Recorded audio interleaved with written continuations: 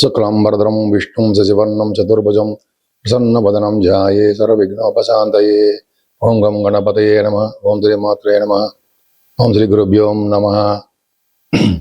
మా ఆది అస్సలను చూస్తున్నటువంటి మీ అందరికీ పేరు పేరున నా హృదయపూర్వక నమస్కారాలు. ఇప్పుడు మనం 12th జూలై 2026 నుండి 18th జూలై 2026 వరకు కూడా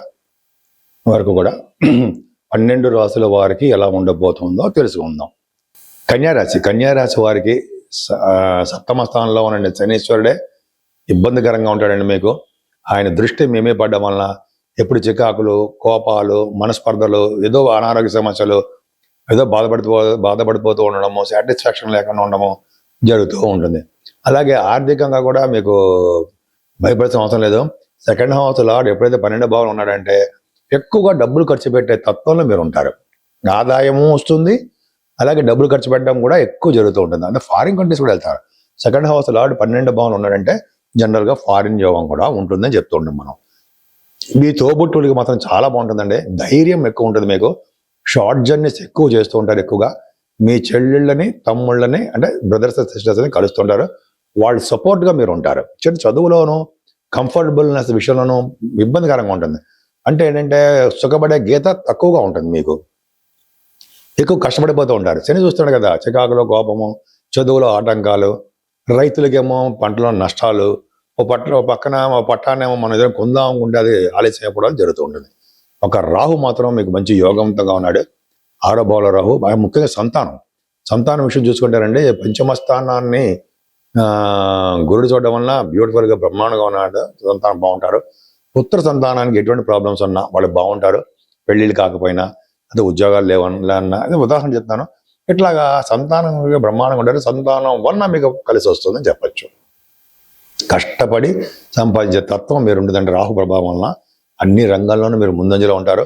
రోగాల వలన, రుణాల వలన బాధ లేకుండా, శత్రు భయం లేకుండా, కొంత శత్రువులు ఉన్నా కూడా మీరు వాటిని విజయం సాధించేవారుగా మీరు ఉంటారు.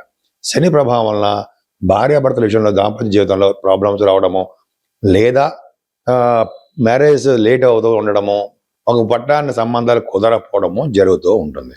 కానీ గురుదృష్టి ఉంది కాబట్టి సపోర్టివ్గా సప్తమాధిపతి బాగానే ఉంటుంది. అంటే భార్యాభర్తలు బాగుంటారు అని చెప్పచ్చు.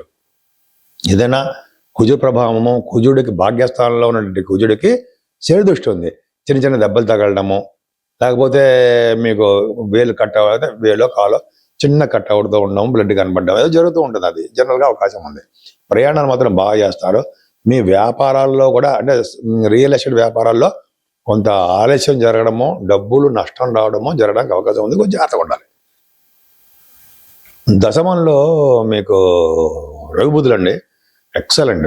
దశమంలో రఘుబుధులారంటే సర్వకార్య సిద్ధి అని చెప్తామంటాం. అలాగే రాజకీయ రంగంలో కూడా మీరు బాగా ఉన్నతంగా రాణిస్తారు. సంఘంలో గౌరవ మర్యాదలు దక్కుతూ ఉంటాయి.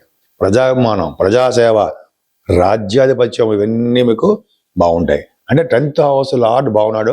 10th హౌస్ లార్డ్ 10th హౌస్లో ఉన్నాడు కాబట్టి ప్రఖ్యాతి చెందిన వ్యక్తిగా మీరు ఉంటారు.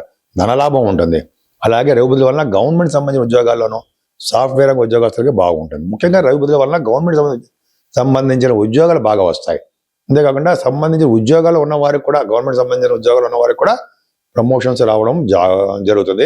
ఇది ఫైనాన్స్ రంగంలోనూ, ఫైనాన్స్ అండ్ అకౌంట్స్ సంబంధించిన విద్యల విభాగాల్లోనూ, విద్యా సంస్థలోనూ బాగుంటారు. అంతేకాకుండా లాభంలో ఉన్నటువంటి గురుచంద్రులు అండి బ్రహ్మాండంగా ఉన్నారు. అంటే బంగారు ఆభరణాలు, వెండి ఆభరణాలు, లేదా మంచి మంచి డ్రెస్సులు, వాహనాలు, గృహసౌఖ్యము, ధనము ఫ్లో అప్ అనే ధనం ఎక్కువ రావడము మీకు జరుగుతుంది. ఎక్సలెంట్, చాలా బాగుంది మీకు. కాకపోతే అంటే శుక్రకేతువులు 12వ భావంలో ఫారిన్ కంట్రీస్ తీసుకెళ్తారండి.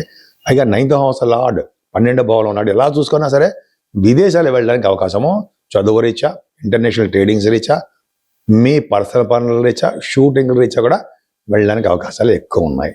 నేను మీ వాడ్రేవు ఆదినారాయణరావు శర్మ, డాక్టర్ వాడ్రేవు ఆదినారాయణరావు ఉంటాం.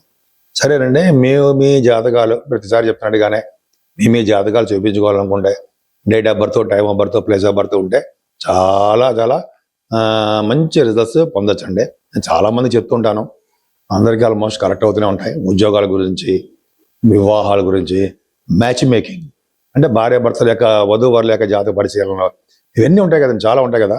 ఇది నేను ఒక్కడనే చూస్తూ ఉంటాను. మన దగ్గర ఎవరు ఉండరు, మన దగ్గర ఎవరు ఉండరు చెప్పడానికి. అంటే వేరే వాళ్ళు నమ్మద్దు. అంటే నా ఆది అస్ట్రాలజీ పెట్టి కొంతమంది కూడా ఉన్నారు. అవన్నీ నమ్మవలసిన అవసరం లేదు. నేనే ఆది అస్ట్రాలజీనే ఉంటాను. నేను ఏ అంటే తెలుసు కదా మీకు. అదొకటండి. తర్వాత వాస్తు సంబంధించిన విషయాల్లో కూడా మన పేరును బట్టి ఏ దిక్కుని మనం ఉంటే, అంటే ఈస్ట్ సైడ్ ఫేసింగా, వెస్ట్ సైడ్, లేకపోతే నార్త్ సౌత్ అంటాం కదా, ఆ ఫేసింగ్లో ఏది కలిసి వస్తుంది మనకి అనేది కూడా చెప్పచ్చు. మీరు తెలుసుకోవాలంటే మనం ఫోన్ చేయించండి. అలాగే మనం వాస్తు రీత్యా కూడా నేను చెప్తాను, నాకు కూడా అనుభవం ఉంది. అంతేకాకుండా మీరు మీ అంటే జాతకాలు కానీ వాస్తులు కానీ తెలుసుకోవాలనుకుంటే క్రింద స్క్రోల్ అవుతున్న నంబర్కి మీరు ఫోన్ చేస్తే సరిపోతుందండి. లేదా మీరు మెసేజ్లు పెట్టండి, నేనే మీకు ఫోన్ చేసి మాట్లాడతా, పర్సనల్గా మాట్లాడతా. ఇప్పుడు 12 రాశుల వారు అంటే మేషం నుంచి మీనం వరకు కూడా ఈ రాశుల వారు అందరూ కూడా ఆచరించదగ్గ పరిహారాలు ఏమున్నాయి? చాలా సింపుల్గా ఉన్న పరిహారాలు ఏమైనా ఉన్నాయా? ఉన్నాయి. ఏంటంటే 14వ తారీఖుని అమావాస్య వస్తుందండి. ఎవరైతే 14వ తారీఖున అమావాస్య వచ్చినప్పుడు ఆంజనేయ స్వామి హోమం చేస్తూ ఉంటారు, ఆంజనేయ స్వామి గుళ్ళలో, అయితే అమ్మవారి గుళ్ళల్లో కూడా చేస్తూ ఉంటారు, చండీ హోమం చేస్తూ ఉంటారు. ఇట్లా మంచి మంచి హోమాలు జరుగుతుంటాయండి అమావాస్య పూట.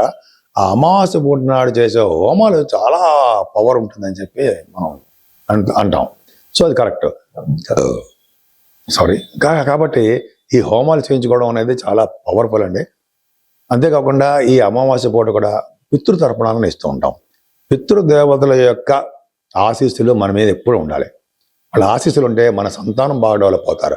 పెళ్లి కాని వాళ్ళకి పెళ్లి అవుతూ ఉంటుంది, ఉద్యోగాలు రాని వాళ్ళకి ఉద్యోగాలు వస్తాయి, సంపదలు లేని వాళ్ళకి సంపదలు వస్తాయి, స్థిర నివాసం గృహాలు లేని వాళ్ళకి గృహాలు వస్తాయి. అంటే పెద్దల యొక్క ఆశీస్సులు మనకి ఎప్పుడు ఉండాలి. ఫస్ట్ వాళ్ళ ఆశీస్సులే ఉండాలి. లేకపోతే ఏడుస్తూ సంతానము లేదా బాధపడుతూ ఉండడము ఇవన్నీ జరుగుతుంటాయి. సరే, అది పక్క పెడదామండి.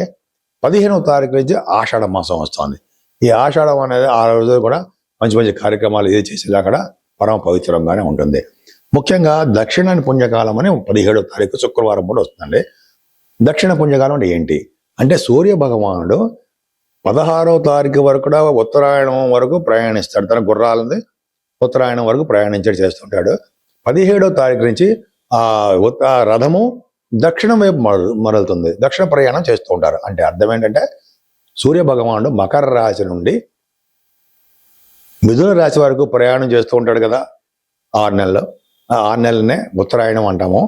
అలాగే కర్కాటక రాశి నుంచి మళ్ళీ మకర రాశి వరకు అంటే ధనుసు రాశి వరకు ఆయన దక్షిణాయన పుణ్యకాలం అంటాం, దక్షిణాయన వైపు ప్రయాణం చేస్తుంటారు. ఈ 17వ తారీఖున చేసే పుణ్యం చాలా, అంటే పుణ్యకాలం అంటాం. ఈరోజు చేసే దానాలు, జపాలు, స్నానాలు, ఇలా అనేక రకాలైనటువంటి మంచి మంచి పనులు చేయడం వలన చాలా చాలా మనకి విజయం కలుగుతుందని చెప్పి మనం అనుకుంటూ ఉంటాం. సో 17వ తారీఖున అనేది చాలా పవర్ఫుల్ అండి. విష్ణువుని ఆరాధించాలి. అలాగే శివాభిషేకాలు చేసుకోవడం వలన చాలా ఉన్నతంగా రాణిస్తారు. ముఖ్యంగా అమ్మవారి యొక్క ప్రభావం ఉంటుందండి. అమ్మవారి యొక్క దర్శనాలు చేసుకోవడం వలన, అమ్మవారి యొక్క అంటే లలితా సహస్రనామాలు అంటాం, మీకు తెలిసే ఉంటుంది. అలా చేసుకోవడం వలన 108 నామాలు ఉంటాయి కదా, ఆ లలిత సహస్రనామం చదవడం వలన ఇంటిలో ఉన్నటువంటి, గృహంలో ఉన్నటువంటి పీడ తొలుగుతుందండి. అంతేకాకుండా ఈ పుత్రుల్లో కొంతమంది బాలారిష్టాలు అంటారు, అరిష్టాలు అవన్నీ తొలగి దృష్టి దోషాలు కూడా పోతాయని చెప్పి మనకి తెలుసుకున్నాము. అది కరెక్ట్. లలితా శాస్త్రం చేసేవారికి, ఆంజనేయ స్వామి వారికి చేసేవారికి కూడా, ఆంజనేయ స్వామి అంటే మీకు తెలుసు, ఆంజనేయ స్వామి వారికి పూజించడం, అవి చేసేవారికి కూడా మంచి శుభ ఫలితాలు కలుగుతాయి అనడంలో సందేహం లేదు. బ్రహ్మాండ ఫలితాలు కలుగుతాయి.